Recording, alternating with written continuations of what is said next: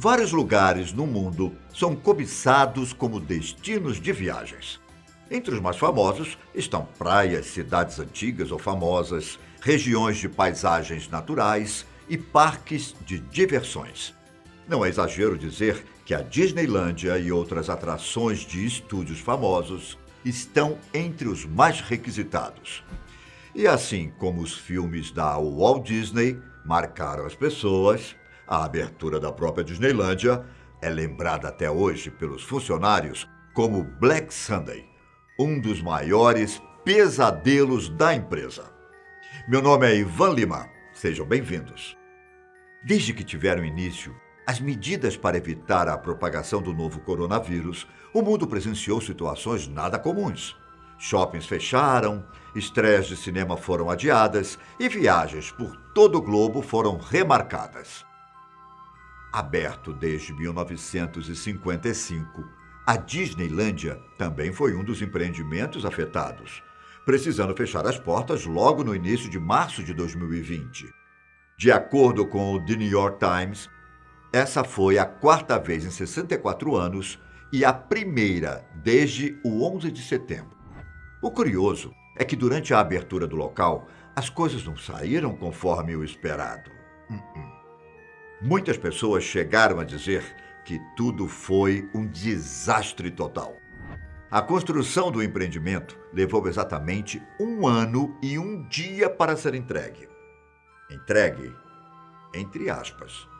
A informação é passada dessa maneira porque a construção teve início no dia 16 de julho de 1954 e a abertura ocorreu no dia 17 de julho de 1955 em Anaheim, na Califórnia. O sonho de Walt Disney custou a bagatela de 17 milhões de dólares, valor que em 2018 representava 129 milhões. Como a abertura foi um dia reservado apenas para convidados, a presença do público não havia sido planejada. E para isso, ingressos especiais foram enviados por correio a amigos e familiares de funcionários, prensa e celebridades da época, entre elas Frank Sinatra. O problema é que os convites foram falsificados aos montes antes da abertura, fazendo com que multidões de pessoas fossem ao parque. Pelas fotos e vídeos, é possível ver as multidões. Enquanto eram esperadas 15 mil pessoas no local, mais de 28 mil apareceram. Os ingressos chegaram a custar $1 para adultos e 50 cents para as crianças. Sem contar que o próprio público complicou as coisas, pois havia 2 tipos de ingressos. Um para amanhã, outro para a tarde. A ideia era que os visitantes seguissem o horário de sair para que as pessoas do outro turno pudessem entrar e não houvesse lotação. E mesmo com o horário impresso no convite, ninguém o respeitou.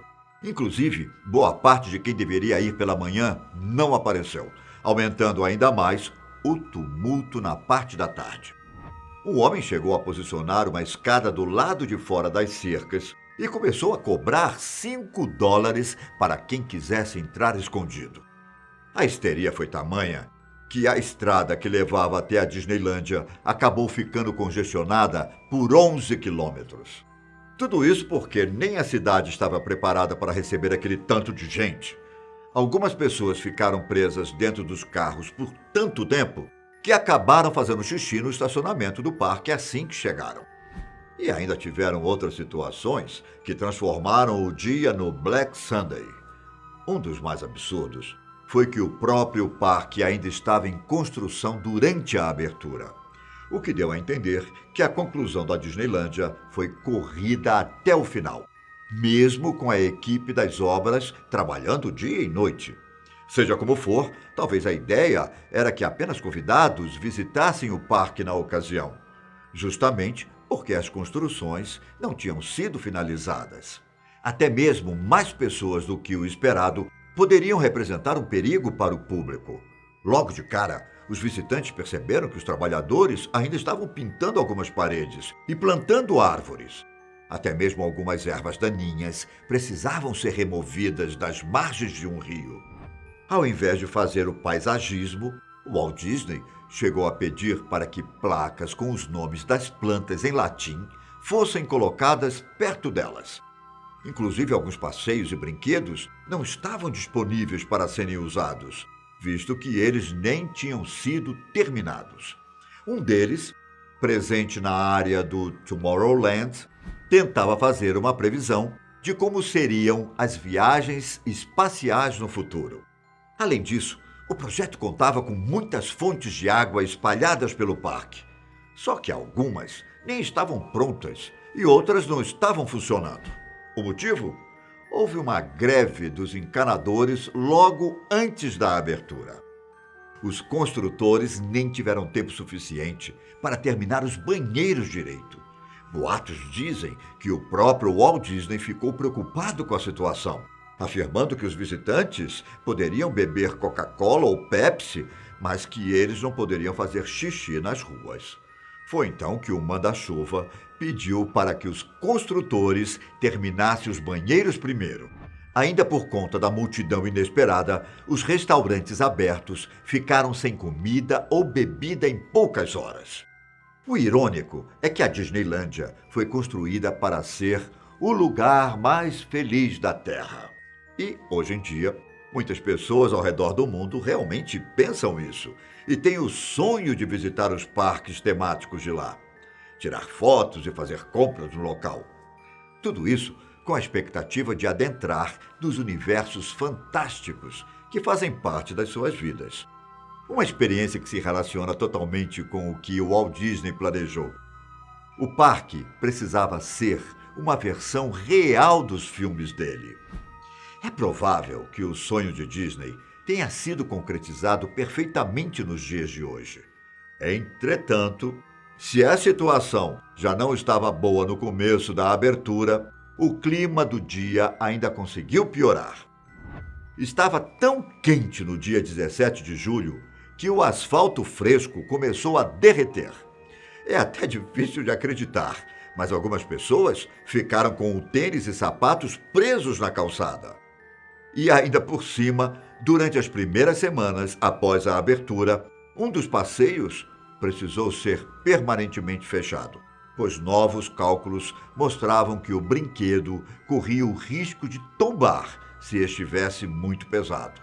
Quando perguntado se havia uma previsão para a Disneylândia estar concluída, o Walt Disney contornou a questão e declarou que o parque nunca será concluído. Ele continuará crescendo enquanto houver imaginação no mundo. Entre as outras atrações que acabaram quebrando ou que foram fechadas porque não tinham sido finalizadas, estão o voo de Peter Pan, a parte de 20.000 léguas submarinas e o brinquedo temático do Dumbo. Por lá, uma atração chamada Autopia, onde os visitantes podem dirigir carros presos a trilhos em uma pista fechada, também acabou causando uma confusão. 36 carros do brinquedo se chocaram devido à direção agressiva da pista. A ironia da situação é que o passeio foi desenvolvido para ensinar as regras de direção às crianças. Até mesmo animais da atração circense escaparam, o que causou o desespero de parte do público. Além disso, após transportar cerca de 500 pessoas no dia de abertura, a embarcação Mark Twain Riverboat acabou afundando por não estar preparada para suportar aquela quantidade de passageiros. Após o barco ser consertado, depois de 20 a 30 minutos, a embarcação acabou tombando na água mais uma vez, quando as pessoas desceram correndo para a terra firme.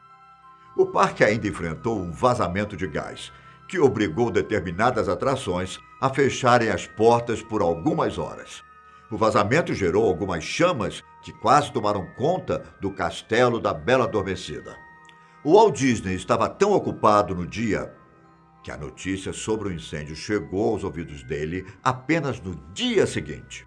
Toda a abertura do parque seria transmitida ao vivo pela ABC, que fez uma parceria com o empresário, Inclusive, dos 17 milhões gastos com o parque, 5 milhões foram investimentos da rede de televisão.